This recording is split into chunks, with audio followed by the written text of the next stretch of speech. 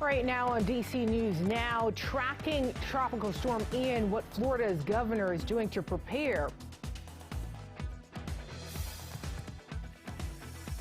It's heartbreaking because you never seen him that way. You never seen anybody that way. Plus, a father and popular DC boxing trainer is being remembered.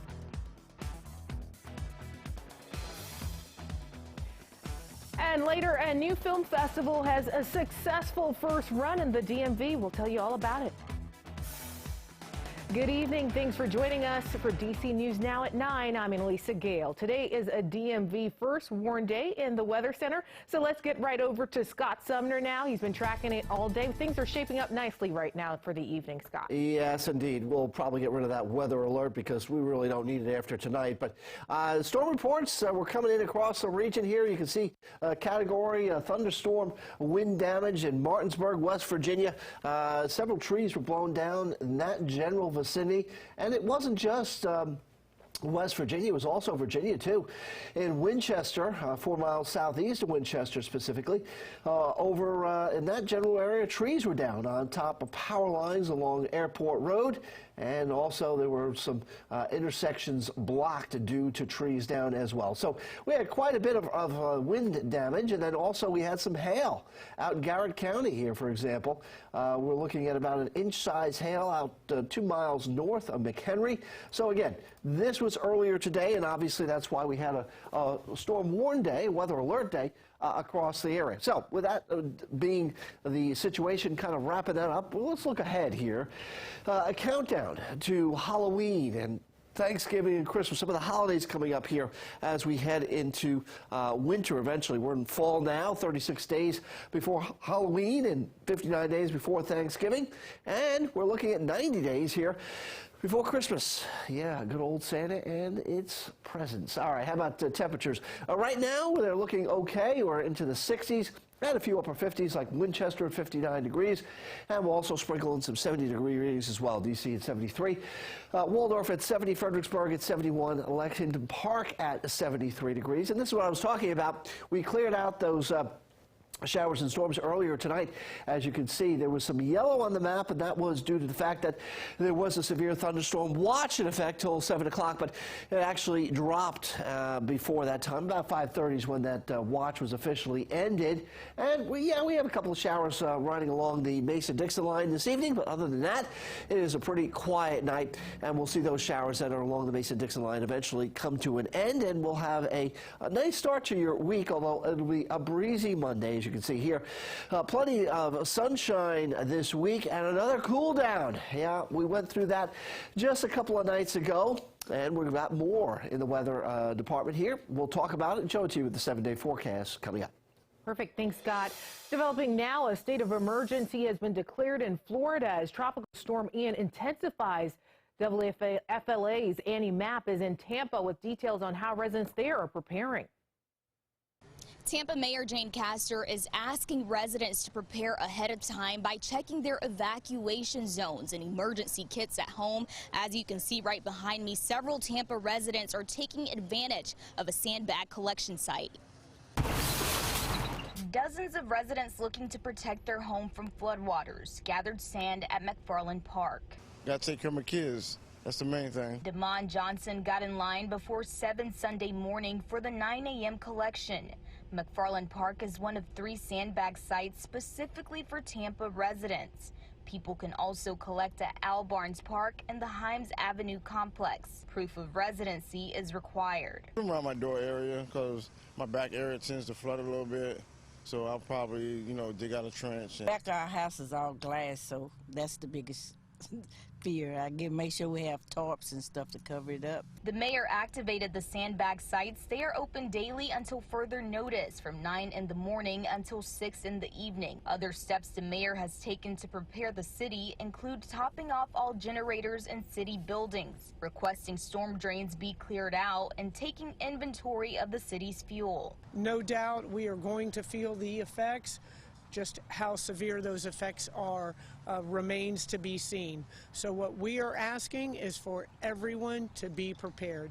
Reporting in Tampa, Annie Mapp. New tonight in Prince George's County this afternoon around noon, police say a man was shot and killed in the 4600 block of Silver Hill Road. Police say they found that victim in the parking lot of a convenience store. He died at the hospital. They're looking at surveillance cameras and things like that to gather information. Just remember to stay vigilant. Our officers are out here every day working hard to make sure that our community continues to stay safe. That victim has not been identified, and so far no arrests have been made. Well, developing now, the D.C. boxing community is mourning the loss of a popular boxing trainer who was shot and killed Saturday morning in Southeast. D.C. News Now's Daniel Hamburg talked with a father and son who trained with him for more than a decade.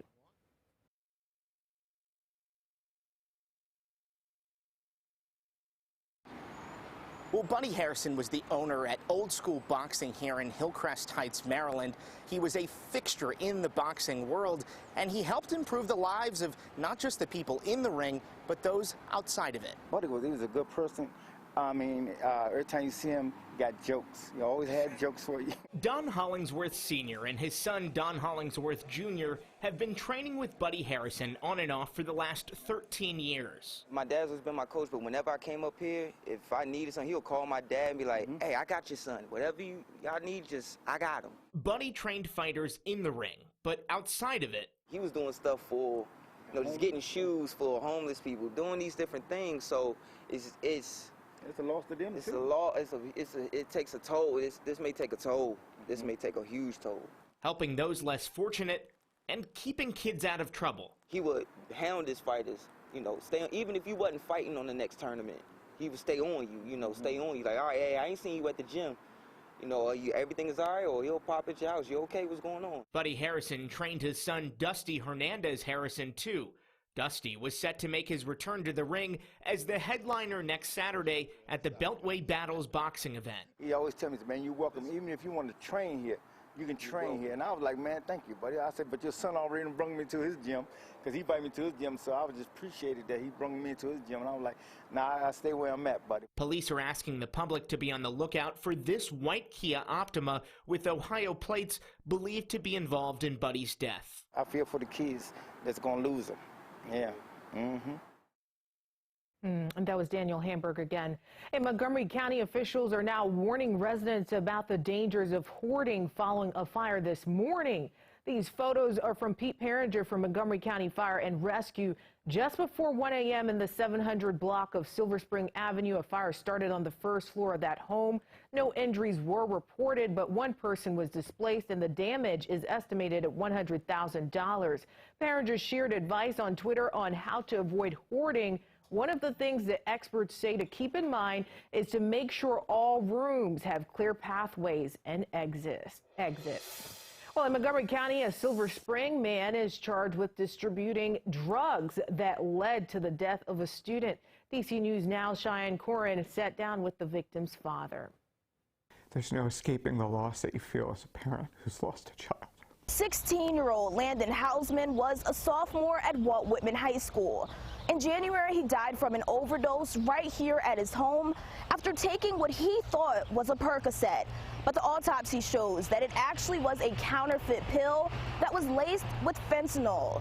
His dad is now speaking up, hoping that by sharing his story, he can prevent other families from experiencing this same pain. I can't paint a picture of this kid that you would look at and say, oh my gosh, here's a kid that's in crises, because it didn't look that way at all. What it looked like was, here's a really popular social, smart athletic kid that maybe he's just dealing with some issues on the side. But Brandon's issues ran much deeper, his father says. He says his son experienced a series of crisis incidents that started as early as 8th grade that gradually progressed. When he left my room, he walked into his bathroom, took out a counterfeit Percocet, what he thought was a real Percocet pill. It was a counterfeit Percocet pill, crushed it up, and snorted it with a straw, and within 10 minutes he was dead on his bathroom floor. Landon's dad said they tried it all, from rehab to wellness checks. His advice to other parents is, as parents, we have to understand that our children are being approached by people who are interested in selling them dangerous narcotics. This week, the U.S. Attorney's Office for the District of Maryland announced that 24-year-old Makias Marie Keflayu was indicted for distributing the drugs that led to Landon's death. The only closure my wife and I want is we want our son back. But that's not going to happen. All right, good evening, everyone. Take a look. We have a front that is moving closer to the area, as you can see, and slicing through the region. So it'll be a couple more hours, but any sort of showers that are out there are going to continue to push eastward and out of the viewing region. You can see currently right along the Mason-Dixon line of Pennsylvania and Maryland, some showers at this point in time. Nothing severe at this moment, and really don't expect to see anything severe. We had our severe weather earlier, and now we're looking at some improvement in our overall weather scenario as we go into tomorrow. Our forecast highs, as you can see here, into the 70s, dropping down into the 60s. Yeah, it's going to get a little cool once again, not only in the afternoon, but also on the overnight side here. And the other aspect of the weather that's going to pick up to start in this new first week of fall will be the fact that we're going to have some wind gusts. As you can see here, during the course of Monday morning, we could have some winds up to 20, 25 miles an hour. So be prepared for that. A breezy start to your day, and even some higher winds out towards the mountains and higher elevations across the region. So with that being said, what can we look forward to here? Well, let's take a look at Frederick. And on Monday at 7 o'clock in Frederick, Maryland, about 58 degrees. By around 9 o'clock or so, it'll be about 62 degrees. And by noon, we'll be looking at about 72 degrees. So, yeah, it might be a little bit breezy, but at least the temperatures will be pretty much in line for where they should be for this time of year. Maybe a little cooler, but still nonetheless not too terrible. We're not looking at freezing temperatures, that's for sure. Will we have any freezing temperatures in the extended forecast? Unlikely, I should say, but I'll show you that 7-day coming up. All right, thanks, Scott. Ahead on DC News now at 9, why Beyonce's mom was in town this weekend. A look at the first of its kind film festival. Plus, the latest on the DMV groups lending a hand in Puerto Rico following Hurricane Fiona's destructive path. We'll be right back.